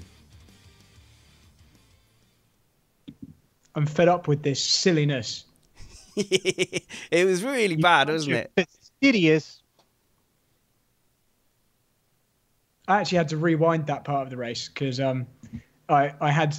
Jeansy Van Jean's delightful children being children and causing a little bit of noise. So it's fine when you're just watching the cars circulate. But when there was a radio message came on with some beeps, I had to pause, rewind, and then listen right close to the TV just to make sure I caught it all. So now you know what parents are going through when they're watching the race. So either I disappear to the sheds and watch it on the monitors, but it's not as good. You want to watch it on the big telly, don't you? But if I just have it on normal volume, whatever I do, they will come and bother me. And they're a bit older now. So they'll say, excuse me, excuse me, excuse me, excuse me. You've already made me miss things saying excuse me. I don't care at all. And, Daddy doesn't love me. Not during the Grand Prix. No, Daddy doesn't love you during the Grand Prix. So I have to have clear signal. So I have to have it plugged into the headphone slot with earphones on. And that is a clear signal. Don't disturb Dad. But basically, Brad, you've just got a window into parent life trying to watch F1. Yeah, it's not normally like that. Normally, I'm the only one in my house of 2 people who are interested. Close the lounge door, turn it on loud, sit on the sofa and watch, and it's completely undisturbed. Yeah, obviously Nick has the dogs constantly there yapping away. I'm fed up with that dog ruining my podcast, Nick. That's fine. I didn't even notice, sorry. to be honest. I didn't even notice. I figured I'd just better be transparent and come clean before you discover it. So I put my hand up so that I told you. Evangelos just asked a question in the chat. Sorry to interrupt, guys. He says, can I take some of your time to ask about Hulk? Why does he seem to not defend ever? I haven't seen the incidents in question because I don't tend to see much of Hulkenberg. But all I can say is, unless it's changed today, it might have done. Last I checked, he was leading the Formula B championship. Yep. I think he just knows how to pick his battles. I think he's sensible and he fights the people who it's worth fighting and doesn't fight if it's just going to lose him time for the sake of it. That would be my answer, but I'd need to see specifics. When it seemed like the McLarens got past him today on strategy, not on track. Yeah, also. the McLarens got past about 4 cars on strategy today that they shouldn't have been in front of. Yeah. On pace. So Evangelos says Hulk versus Ricciardo. So that's case in point. Why on earth would he defend from Ricciardo? He's going to finish in front of him. All he's doing is holding himself up. It's not quite the same, but it's almost like a backmarker fighting the leaders. Why would you bother? It's not going to help you. So I want to say a big thank you. About 10 people pointed out to me either Reddit posts or systems where they've been tracking that B final. And so there's loads. So thank you to everybody. I didn't get a chance to respond to people this week. But who do you know? Who would you guess is second? Got to be Magnussen. Yeah, it is. So that championship's quite good. But I'm trying to find the email that somebody did. Oh man, I wish I could find it. He did it with the old point scoring system because the problem with just doing it like this is that, do you know what I mean? Like people would have scored points, or they weren't fighting for points. So if we just give the winner of the B League 25 points, that doesn't work because Alonso, for example, would have retired the car from 11th because he didn't think anybody. So he did it with the old system of points, which meant that most of the time the points he's awarding would have been fought for, and that was quite an interesting one. So I'm trying to find that, but I think we should pick a system and feature that. That was your homework, wasn't it, Nick? No, my idea was you have to use the points that are being awarded now. That you just draw a horizontal line through 6th and 7th and start looking at it from there. No, but wasn't it your homework to pick a system that we could roll with? Well, I like that system because they're fighting for actual points, and I do like the idea of using the system where only 6 places or whatever give points, but it's not. They're not fighting for that imaginary point system any more than they're fighting for the one where they get 25 points for 10 places. Yeah, so Magnussen's in 8th in the championship, and Grosjean's all the way down in 14th. So you're talking about 2nd versus 8th in the championship in Formula B. I mean, yeah. Do we know how long Grosjean's under contract for? That's a good point. He's fighting for his life right now, but he finished 10th in points, and they're ahead. So he's going to have to continue to prove consistency. Right. So let's talk. Can we talk silly season a little bit since we're on our waffle? So yeah, go on then. Yeah, that's quite good. So Force India is an administration. So Lawrence Stroll is going to buy the team, and he's going to put his son Lance Stroll. He's not going to buy the team. Yeah, that guy's really cool. Let me make my scenario anyway. Okay. So can I just head off Matt's argument there, because I think technically he won't buy the team. According to Joe Saywood, he will loan the team money, and then he will accrue shares on the interest. And then, as part of that, he'll say, "Oh, can my son drive for you as well?" But essentially, it's buying the team, isn't it? Yeah, he's going to accrue shares, but he's not going to own the team. He's going to, even being a big lender to get somebody out of a situation like this, I mean, you're going to have a lot of sway. You can have all sorts of conditions for debt, which is covenants, debt covenants. The debt covenant could literally be, thou shalt put my team in the car, or my son in the car, and if he's not in the car, then you're in violation of the debt, and I get... Yeah, well, that pink livery was from that same kind of deal. It wasn't a sponsorship deal as such. It was a loan, and you go, which is sad. Yeah. You would really think that you'd be able to get some sort of better deal than that. I mean, because it's a steal, and you think somebody else would have been out there offering slightly less of a taking advantage of Force India. But anyways, so Force India administration, assuming Lawrence Stroll buys, loans, demand, whatever, Lance goes to that seat. They're talking about Ocon going out and going to Renault with Hulk. So Sainz is out. And where is he go? Like, what's all happening here? Signs to McLaren, Van Dorn out. Van Dorn out. Okay, that seems fair, but also not fair because it's been pretty clearly established that he's not the cause of all of his. And Van Dorn was actually pretty close. He was running, just a second or 2 seconds behind Alonso for the whole of this race until it ended. So he was doing exactly what he needed to do today. And I pointed this out earlier in the week in our chat on WhatsApp that Van Dorn's been twice as close to Alonso over the time he spent as his teammate in qualifying than as Raikkonen was. Raikkonen was double the gap to Alonso on average in qualifying when he was his teammate. So, Van Dorn's not doing terribly. He's got a very tough benchmark there as a teammate. So are we settled as Stroll Perez? Because Perez is still an interest. He's still got capital in Force or whatever it'll be for Stroll. Well, he's got a big enough interest to go out there and kind of make a statement on behalf of. What's the company that Lawrence Stroll runs? Forgive me, I'm not a fashionista. Is it Tommy Hilfiger? Are you Googling it for me? Thank you. Someone will say in the chat. Sportswear Holdings. Yeah, but I'm sure there's quite a big name associated with that. Hang on, it'll pop up in a minute. It's not Michael Kors, is it? Or is that Lando Norris? God, everyone's got so much money. Every time I read it's Tommy Hilfiger, yeah. Tommy Hilfiger. Yeah, that means Lance Stroll is a Mercedes sponsor. Yeah. Tommy Hilfiger is now on all the Mercedes stuff. Well, I'm saying, you could Hugo Boss last year, right? You could have Force Tommy then, couldn't you? And basically have that logo plastered all over that Force India car next year, couldn't you? And Lance Stroll in it with just like bags of money painted on the sides. Just go, yeah. Yeah. So then what happens to Williams? Williams are just boned because the talk at the beginning of the season, the defence, when I was getting angry about them taking on these two drivers, the defence was they would then take that money and they would use it to develop their engineering. And that was their big master plan, was, we can gain more time in engineering than we'll lose from those guys being slow. And we'll get Paddy Lowe and he'll be brilliant. Okay, so look Joe Saywood in the eye and ask him if you think Paddy Lowe's brilliant. I don't think everyone rates him. Put it that way.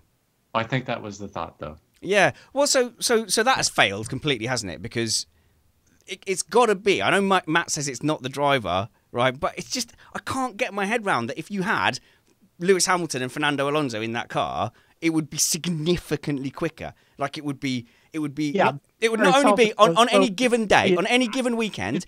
The back. In any given weekend, right? If you swap the top drivers into that Williams, yes, they could get a second. I reckon a second and a half. The top drivers could get over what Lance Stroll is doing. But then you factor in that they're developing, and then you factor in that the engineers are then motivated because they know their work is going to be translated into track time. I think that's 2 seconds, 3 seconds, 4 seconds.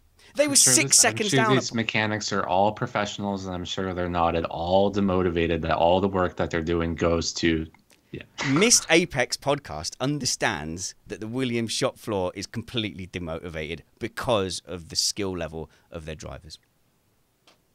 We do. Well, we don't understand it to the same degree as we understand the other two things. But hang on, I need a different scale. So we know Missed Apex is reporting that no. We know the Missed Apex understands scale. What's the Missed Apex kind of? But yeah, reckons that. We had an actual journalist on. Reckons that. That's what I'll do. Missed Apex reckons that. No, that sounds too far the other way, doesn't it? We've gone too far the other way. But anyway, this is what I'm being told, but actually by more than one source, is that the Williams shop floor is completely demotivated. So I think at points they were like 4 or 5 seconds off the top. That's ridiculous. That you could put some decent drivers there and be a couple of seconds off. You could be solidly midfield. I don't think at the core there's nothing essentially wrong. And I know Matt's just wrong about this, as he is so often with things at his age. The car is just not the car is not fast, although the last update with the new front wing did improve it. So you could use this scale. How the car is in a condition where it may, under certain circumstances, actually be able to not finish dead last always. You could use the very imperfect measure that Stroll was miles off of Massa, who was average at best. Who was miles off of Bottas, who was a fair smidge away from Hamilton. It gets very hard for me to be a biased North American and try to defend Lance Stroll in any way while also thinking that Massa's terrible. It's a real cognitive dissonance for me. We should, we should bring that up with Chris Stevens in person, Matt and Brad. Do you know that Chris really seriously thinks that Massa is one of the most underrated drivers in F1? We can just, I think we can just yell at him in real life, face to face. It's going to be great. Yeah, so how bad is Chris going to be next weekend? Because we've got to... He's on our team, isn't he? God, our team is going to suck. Brad, I'm the second best driver on our team. That's how bad it is. I've spent a day with you and Chris trying to get him better, and I don't think it went very well, did it? I know we haven't released the footage. I know, yeah. That's a whole story in itself. I haven't given you a proper explanation for that. Felix said he did okay when they karted at the Nürburgring. Is that true, Brad? Yeah, but Felix could also be terrible. Yeah, I don't have the lap Felix times. is not terrible. Isn't he? Felix is actually quite quick, yeah. Felix is lovely. Oh, ow. So Felix, well, Felix, if you end up listening that's our web. That's our. If Felix listens to this, one of us is your friend, and you just Felix. you know who it is. I'll just turn the guys down for a second just to explain. Felix is our website manager, graphics guy. All the beautiful things you see are him or Steve. But go on, Brad. No, Felix looks like he should be good. He has the look of a quick driver about him, which is why I was stunned that a not very good driver beat him. I think Chris beat him. If they were dead level, maybe it was very, very close, but they were both quite a long way off the pace. So this is quite similar to our teammate comparison, stage by stage battles, because having seen Chris drive, if he beat Felix, there's no way on earth that I would describe Felix as any good whatsoever. I mean. Yeah. And another member of our team has never even driven a go-kart because he's from some weird country where they don't have a kart track within half an hour of your house. Matt has never ever driven a go-kart. I am just like, and this has been organised for months. That's not a. I don't think that's a country thing. I think that's a New York City is its own place without a car culture kind of thing. I think if I visited New York on a holiday for a week, I would find myself at a kart track at some point during that week. Matt insists there are no. I don't know, man. There's no way. With the real estate prices, I find it hard to believe that somebody could make any money off a go-kart. I think there is track. one. I think there is one. The closest proper kart track is at least an hour and a half away. Oh no, my commute is 3 hours. Matt, I'm turning you all down again so that I can say, Matt, literally tomorrow I am driving 2.25 hours to go and practice at the track at Buckmore Park, and that's after work. There's nothing. 2 hours each way. But you've never controlled a go-kart before. There's no way you're going to be anything but terrible. I'm just going to say we might be, propping up the team a bit. Fair enough. How bad am I going to be? How far off of your pace am I going to be? Several seconds. Several seconds, yeah. No. Give me a number right now. 2, 3, 5. Well, put it this way. I'm easily going to be 2.5 seconds off of Brad. So if you'll be Easily. 2.5 seconds off Easily. of Brad, Hang how on a bit. far am I going to be off of you? Another 3 or 4 back. I'm going to say three or four. So 4 seconds. So if I turn a lap within 4 seconds of Spanners, I'm going to call that the shame zone. Oh, God, Yeah, no. I think you can't be that bad. I think you would have done well. I would officially be making him look bad by being that fast with no experience. And also, these karts we're driving, they're not the easiest karts in the world to drive. They're quite specific, these Sodi karts. They've got a specific... I was looking at some video of people driving them yesterday. And so I'm listening. Talk. They have a specific... style that's required. They will understeer quite easily, and if you do lock the rears, they've got very powerful brakes, and there's not a lot of feel to the brakes. So when you apply the brake pedal, you won't really feel like they're biting, and then suddenly they'll have locked.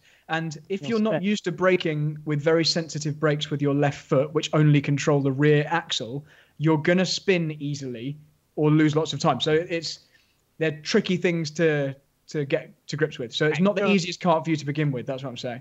So and so regardless of that fact, if I don't have those carts around here to drive on, how would that be helpful to me? I don't think it's that any different. kart would help. Yeah. I don't think it's still a go-kart. You're right. Okay, Brad, put it this way then. So around in the dry, a while back. This was now behind Gene. I think I was about 1.2 seconds off Alex Van Gien around Daytona, which is a similar length track. So how far is he off of you? And he was a little lighter there, and he's back on that treadmill again.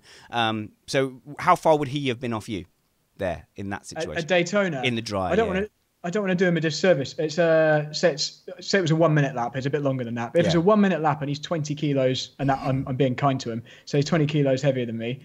He should be 1.2 seconds off me-ish, just on weight. Yeah. So probably 2 seconds, maybe. Okay. Around there, maybe. So set me a target then, Brad. Over the course of the event, at fastest laps, what would make me be good as an accomplishment to get within your fastest lap? So if your fastest lap is, say, 50 seconds, where should I be?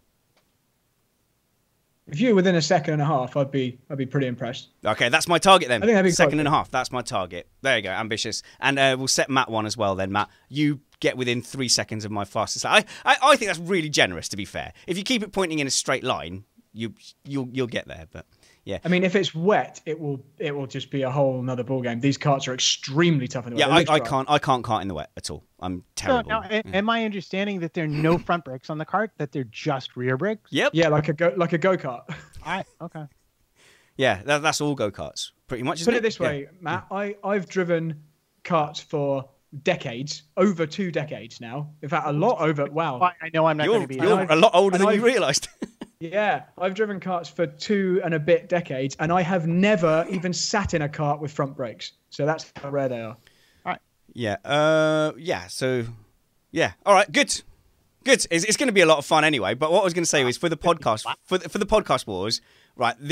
Everybody's starting grid throughout the heats adds up to the same amount, right? So whether you're Bradley Philpott or Matt Trumpets, your grid slots will add up to 25 or 26. So we've kept it even like that, except for the podcast wars itself, where I've tried to put the faster guys at the back so that we'll have a more interesting race. And we trust the faster guys to come through with minimum carnage. But because our team is so weak, I'm actually 5th from the back. And I am surrounded by much, much better karters. So my job will be to not hit Bradley Philpott, Alex Brundle, and Callum Springle from NRF1. Where's Brundle starting? He's got to be near the back. He's just in front of you. Okay, fine. Yeah. So my job will be to not get hit by you guys coming through, and then follow you through as many people as I possibly can, because there's faster guys in front of me. And Matt, your job is to let through only reds. No one else passes you, even if you have to go sideways. Which doesn't help because Buckmore Park's wide as you like. You can't block around Buckmore. Yeah. The first half of the track is really great good. Track. Yeah, it's really awesome for overtaking. Yeah, no, I'm looking forward to it. It's going to be fun. But Matt's first ever race. Matt's first ever kart race is at one of the best tracks in the world. It's going to be really cool. I just decide, kind of at the end of the day, you have to admit it's a better story that I've never done it before. Yeah. So if you beat Sparkles, oh, that would be incredible. Please beat Chris. Please beat Chris. And I will be there on Friday, so we could certainly wander over and do a quote unquote track walk, especially if I gets there early enough. Yeah, Friday night's going to be good. My missus isn't getting there till about 9 or 10, I don't think. Whereas I think I'm hoping to leave after my last meeting, so I might be there at like 4 or 5, which is Whiskey O'Clock. Tony Barnard, Thunder Beast. I keep using his real name, like against his express wishes. But Tony Barnard from Dad Hub podcast will be there as well early on. And there's a few people coming down. There's a few, so it'll be quite a drink up on the Friday. So obviously we have to do a bit of alcohol maths so that we're entirely sober for the start of the race. Yes. I have a camcorder, by the way, but it's all a question of whether I'll set it up. And then I'll just shout, like, can anybody jump on the camcorder? Get some footage. Can anyone jump on the thing? And also, commentators. We should have enough commentators dotted around for somebody to always jump on the PA. So, I don't know. If I like the sound of my own voice. So, if I'm not racing, I'll jump on the PA. But, Brad, you can do a bit of comms for us as well? Yeah, absolutely. I'm happy to do that. It's difficult when you don't know who everyone is in the race, as I'm sure. So I will be as efficient as you at the British Rental Kart Championships when you issued me as a commentator all the heat sheets, yeah? And so you'll have all that information in front of you, and everybody, if they want, has a bib allocated to them with the colour of their team. So, for example, we will all have red bibs. Brad, you're only going to wear it for the actual podcast Wars race, but everyone will be identifiable kind of in that way. Like the Dad Hub guys are all in orange for Dad Hub. And they get 6 guys instead of 4 guys because being a dad is terrible and we never get to, like, you know, touch ladies anymore. So I've given the Dad Hub team 6 guys. Obviously, only the top 3 score. Yeah, there you go. And also, we've dropped the OSW, the Own Suit Wallies tag for the competition, Brad. And what we had is we've got an overall winner and then... and an overall winner. We have got an overall winner and then I've got a rental suit trophy. So anybody who turns up without their own race suit has a smaller prize to fight for. How's that? Is that better? Sounds good. Good. And I'm really excited. I'm so excited about this. My whole week is going to just be looking forward to this race. Oh, man. Good. Right. I think we're going to go, guys. Sorry, we've been sitting there talking about basically our plans for the weekend. But you were all invited to join in. You know, you were all invited, including you, Nick. Can't be bothered. Yeah, I'll fly over for Silverstone, but not for the map karting event. Alex Jeansy Van Gene has a barbecue. By the way, do you call him Alex Jeansy Van Gene now in real life? Please tell me you do. Me? No, it's just Van Gene or Vange. I think we should all... Go on, Nick. I just slurred my speech there just thinking about how much fun you guys are going to have. I'm sure he calls him something that he can't say on air. Oh, and we haven't mentioned this, probably because no one cares, but I'm going to take Matt on a tour of all of the accessible Formula One teams in the middle of the UK. So on the Sunday after the race, we're going to go and see... How much can you see? Do they have a little museum front thing? Do they? Or it depends which one. Red Bull, you can see an F1 car and loads of trophies in the window. And I can describe to him what each of the sections of the building are because I've been around for a tour and stuff. Mercedes, you can't see a lot because the security gate doesn't let you get in. But you have a photo taken by their like awards thing they've got on the roundabout. There's a roundabout sponsored by Mercedes with like a Mercedes-shaped bush. And then Force India, you get pretty close. You can't really see a lot. There's a big green gate. And then what else? Oh, and we can even go to Banbury and see the little Haas team in the cute little area next to Reg's Cafe. Okay, well, we'll take a shot to nothing because this is on the Sunday. If I do a tweet saying, do any of the team guys want to give us a look around, and we get everybody to retweet that, and that would be really cool. You tell me which teams to tag, and then we'll see what retweets we can get, and we'll see. Surely we know somebody in Milton Keynes. Oh yeah. It's either it's going to be Red Bull, Mercedes, Haas. It'll be really cool to see inside Haas, and Force India. They're the teams we're going to go visit, as well as Silverstone itself. Yeah. Okay. Cool. And then I think Matt's going to come and see some museums with us and hang out on the South Bank on the Monday because the kids are bang up for that, Matt. Oh, excellent! Yeah, that'll be loads of fun. So, South Bank, Natural History Museum, and then we'll probably say adieu as we shuffle the kids into the Science Museum, which is basically a playground for them. So there's a cool thing that you might be interested in that I did on the South Bank. I assume you mean the Thames. Yes. There's a but there's power boat. Yeah. There's a powerboat tour where you get in like a twin turbo V8, like 800 horsepower monster of a raft. And they take you down the Thames. You might really enjoy that. Yeah, but speedboating in Thames has been topical for all the wrong reasons lately, unfortunately. So there might be a few people giving that a wide berth. You might want to want to Google speedboat and Thames at the moment. And was there an accident? Yes, yeah, very high profile case. We had a duck boat accident here. But the South Bank is basically there's a complex with theatres, museums, bars, everything like that. It's a good place to have lunch. Go and see if you're into your modern art. There's a modern art museum. My wife loves modern art. The kids, I think they pretend to get it. I could. The Globe? Is that what it's called? Shakespeare's Globe? Yeah. For me, with modern art, I could just be looking at just a stone on the. As far as people are looking at it, assessing it, they're in awe and wonder. And I could. I'm that guy accidentally looking at the fire extinguisher, trying to work it out. That's me with modern art. Right. Okay. Good. Very excited, very pumped. Live stream. Thank you very much for joining us. If it is possible for me to live stream the live podcast, it will be 11 a.m. on Saturday. I'll do my best. You just have to look for the notification. If not, we'll hack up that podcast for a normal episode. Normal service will be resumed the following weekend, I believe. We haven't discussed at all what we're going to do. Maybe something along the lines of news. Matthew Carter's very keen to come back on. We just haven't been able to schedule it. Peter Wright, our legal expert as well. He's been dying to come on and talk to us, so he'd be a good person to talk to at the moment, wouldn't he? With all the Force India stuff. Still want to harass fake Charlie Whiting at some point to come back on. Yeah, good. Bye, guys. Happy days. Thank you. Not too many trolls in the chat room today. Thank you. Bye.